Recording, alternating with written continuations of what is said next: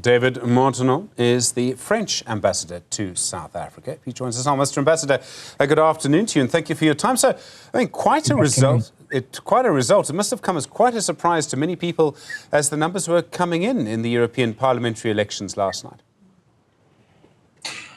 So, no, it was not that of a surprise because, of course, polls are quite reliable in France, and that's a trend we've been seeing for weeks and even months. So it's not that much of a surprise, actually. So we're used to a South African parliament. We don't have an African parliament. We sort of have a pan-African parliament. How does it work in Europe? You vote for members of the European Parliament. Who are they actually representing? It is geographic areas in your country. It would be they're electing people to represent their region of France in the European Parliament? So not anymore. That organization did exist for some time, but right now it looks very much like South African general election. You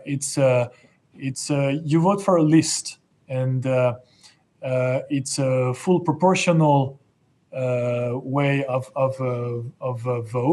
voting, and so basically.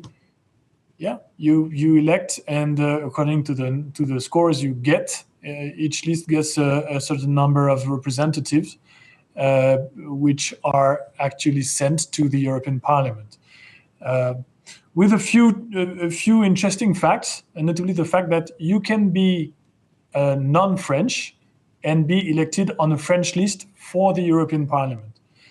And actually, every country has the ability to decide on its system of vote. France has agreed to have a proportional vote. Okay. And when these members of the European Parliament go there, how much power do they actually have? They obviously they are representing their country, but in a pan-continental parliament. So how much power does the European Parliament actually have? The European Parliament has gaining a lot of power over the years. You have to know that the first free election for the European Parliament was in 1979, so it's over 45 years ago. But as new treaties have been agreed and voted, the competencies of the European Parliaments have been enlarged, and so far what you can observe is that the European Parliament is one of the body being responsible for the decision-making process when it comes to European laws. It has also a very strong control competence over the executive branch in Europe, which is actually the so-called European Commission, which has the monopoly of initiative when it comes to European laws. So it's quite an extensive field, including a lot of topics. And if you consider the last bills that have been voted by the European Parliament, you can see the progresses that have been made over the years.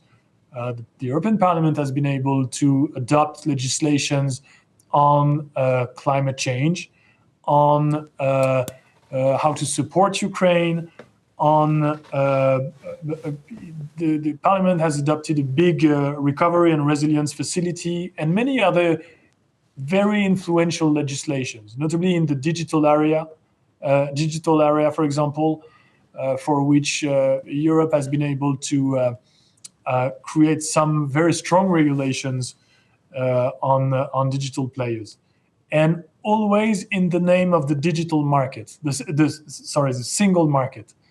Which is absolutely key to understand why we have been establishing all these regulations and laws. The elections in France that were called by your president, I often find ambassadors won't talk about their own domestic politics, and I understand that, Mr. Ambassador, but I mean, it's quite something for your president to call an early election. I mean, clearly the result was something that he felt needed action. It required some kind of response. Well, the president has been very clear about that. He thinks the situation is complicated, that it requests clarification.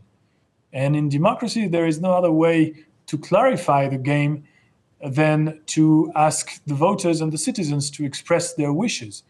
And I truly believe that you're never wrong in a democracy when you ask the people to vote. That's the easiest way and the most simple way to clarify the game.